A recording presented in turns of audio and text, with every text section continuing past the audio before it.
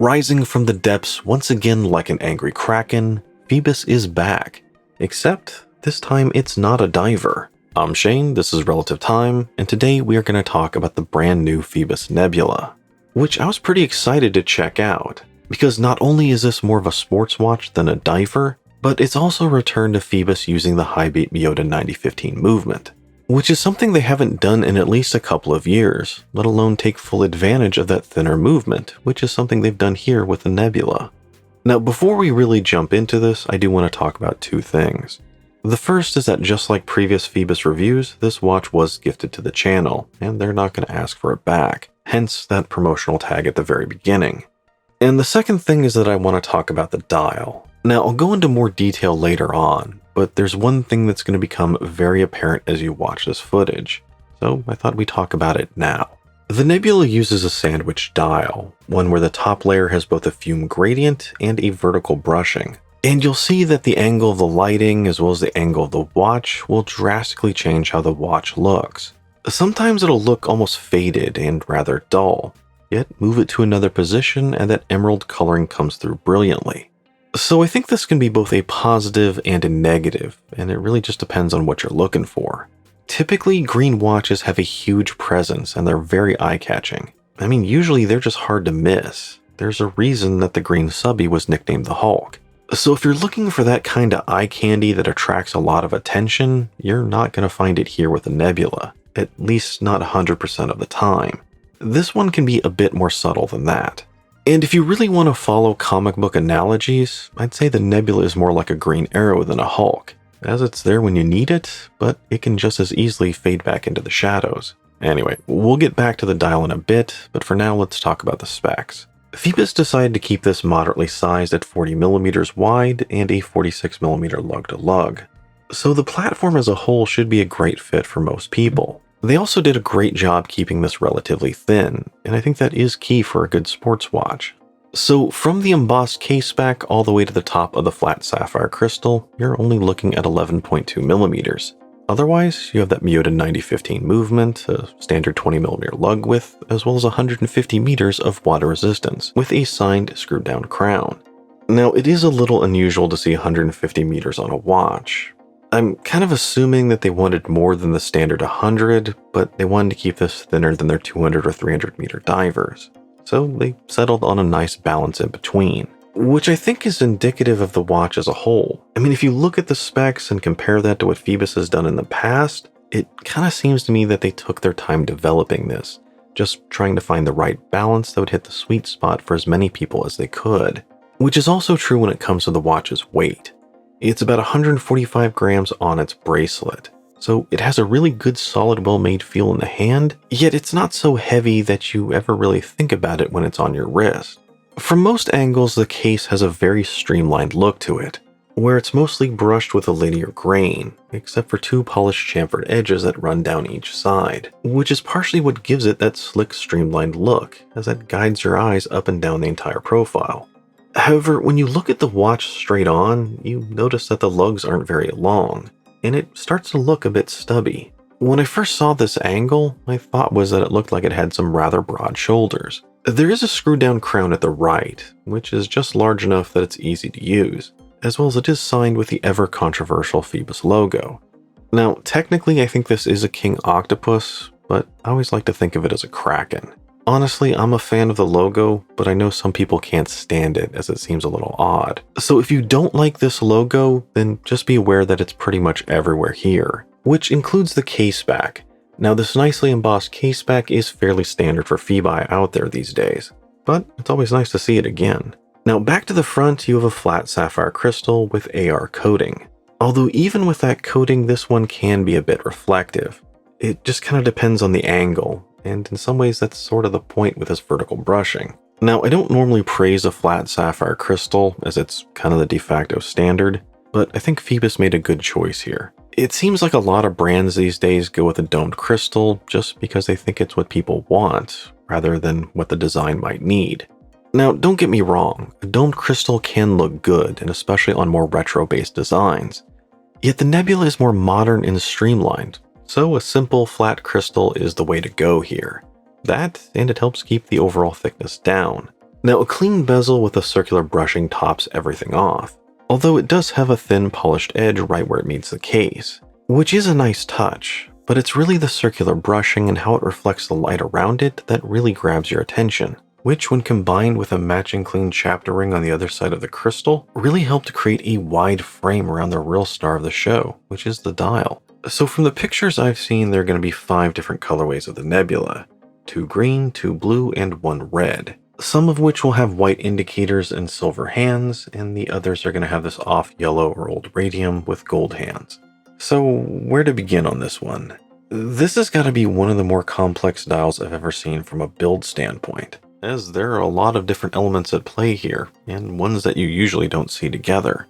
So this is the emerald green colorway and has quite a nice metallic finish to it, but it's also accompanied with a rather aggressive fume gradient, and that goes to black as you get to the outer edge, which means that only the very center of the dial is green, basically everything inside the indices. Then there's also a vertical brushing across the entire dial, which is a little more uncommon and a rather cool effect. For me, the most prominent watch that I know of is the Omega Railmaster. And as I pointed out in the beginning, that brushing can drastically affect the color scheme across the dial. Sometimes it's outright brilliant, and sometimes it looks kind of aged and dull, and other times it's almost black. It really just depends. Then to top everything off, it's also a double-layered sandwich dial. So rather than your normal applied indices, you have a cutoff showing that off-yellow dial underneath. It's really a rather interesting combination, and that also includes the design of the indices as well, where you have outwardly facing triangles at the cardinal points and elongated ovals everywhere else, which creates a little bit of a crosshair effect, but I think it also makes it look almost like a green game controller. There are also a few other interesting minor details here as well. Rather than just going for a straight cutout, the indices also have a gold painted frame around them, as well as a half train track chapter ring on the very outer edge of the dial, which also has additional lume dots placed at each index. Those lume dots are something that I've gone back and forth on a few times. They're kinda odd, and they remind me a bit of some older Orients I've seen. And at first, I actually liked that they were white in color, as it gave it kind of an interesting two-tone effect. And combined with the chapter ring, it also added a little bit of an extra frame, as well as it added an interesting two-tone look for the lume. Yet the longer I've worn it, the more I'm starting to think that it's more of a distraction. I like that it adds an additional layer of depth, but there's nothing else white on the dial, and because of that, they sometimes look out of place. Back to the center of the dial, you have a rather minimal amount of text, as well as the rather polarizing logo at the top. And out of all the Phoeboses or Phoebi I've seen, this is probably the most low-key, as it tends to blend in more to the background just depending on the angle with that vertical brushing. I also love how they did the date here. Not only is it more symmetrically placed at the 6, but you also have these multi-layer steps going down towards the black date wheel, with the lower yellow dial acting as a nice frame for it. Plus, it's also lumed. Then topping everything off, we have a set of very thin, almost pencil-like hands that are framed in gold and then filled with that off-yellow luminous paint. I think this is going to be a rather successful model for Phoebos, but it's also going to be rather polarizing, which to be fair isn't really a surprise, most other watches are. The Nebula is just different, and while it's still very much a casual piece, I can see some diver inspiration in the various elements, which then seems to be combined with a bit of a Railmaster, a bit of a Panerai, and maybe just a pinch of an Explorer, which when you think about it is a rather odd combination of classical elements. And for some people, I think there's just going to be too much going on here. But if you've watched the channel, you know I like visually interesting dials. And that's exactly what we have here, and there's also a lot to like. With the sandwich dial and the lume dots, you have multiple layers, and that just creates a surprising amount of depth in a rather thin watch. As well as the different textures, as well as the vertical brushing and the painted elements, create a lot of visual appeal. And even though it's a rather odd combination of elements, they seem to flow together seamlessly. Except for maybe the lume dots, those just kind of stand out. Plus, as complex as this dial is, there's a ton of contrast here, and I've always found it easy to read, as the gold hands and the off-yellow dial easily pop out against the green and the black backdrop. Usually I'm not a fan of the faux old radium coloring like we have here, but I think this is one design that it actually works, as it looks good next to the black and the green and pairs nicely with the gold hands. It is still very much a casual piece, yet that combination makes this colorway maybe a little more dressy than its counterparts, and especially when paired with a Jubilee bracelet. Now let's talk Lume. Although before we get into it, I do need to point out that the versions with the white indices will perform differently than these with the off yellow. Now technically that paint is called Old Radium, but I've personally started calling it Fadium, just because from what I've seen in the past, Fadium doesn't perform near as well as regular C3 or BGW9. So theoretically the other versions with the white indices will perform better than this one, although I can't say that with certainty without actually seeing it. Now, the nebula initially looks great. It's nice and bright, and I absolutely love the implementation of Lume into the design, especially with the frame around the date and the blue lume coming from the lume dots. So I'd say it's a solid A for the design, but unfortunately it's a bit weak in the longevity department, which honestly was pretty obvious to me before I even tested this out, just from wearing it around for a few days. So I already knew it wasn't going to come close to the Seiko, but I was more interested in how it's going to compare to another Phoibos with Fadium, as well as another great sports watch, the Traska Summiteer. Now, as a whole, I would say the Lume is okay. I wouldn't say it's great, and hell, I wouldn't even say it's good, but I would say it's okay. Though the big question is if okay is good enough for this type of watch, which is why I included the Traska Summiteer. Now, I think for a lot of people this will ultimately be fine, but in my opinion, it's not near good enough. Especially because this is a sandwich dial, and there's a lot of space here for more lume. That and lume is something that Phoibos has been known for in the past with their divers. So they do know what they're doing, but they just didn't do it here. Now, I don't think this is necessarily a deal killer, but for me, it is a big disappointment. So onto the movement, and Phoibos decided to go with the Mojito 9015 here, which I think is a great choice, as it's a nice step up from a Seiko NH35A, yet doesn't come with the same price increase that you get with Swiss alternatives. It's also a fairly thin movement, and that can help give the watch a slimmer profile. Some people think the rotor is a little loud, but it's honestly never bothered me. In fact, I've never really noticed it unless I'm purposely holding it up to my ear. Accuracy on this one is also great, as I was just getting over 5 seconds a day. Now, accuracy is always luck of the draw, but one of the reasons I'm a fan of Mojito movements is that I always seem to have better luck. With Seiko, my luck is just all over the place. So onto the bracelet, and Phoibos decided to go with a Jubilee style bracelet here, which I think matches the casual yet slightly dressy nature of the watch nicely.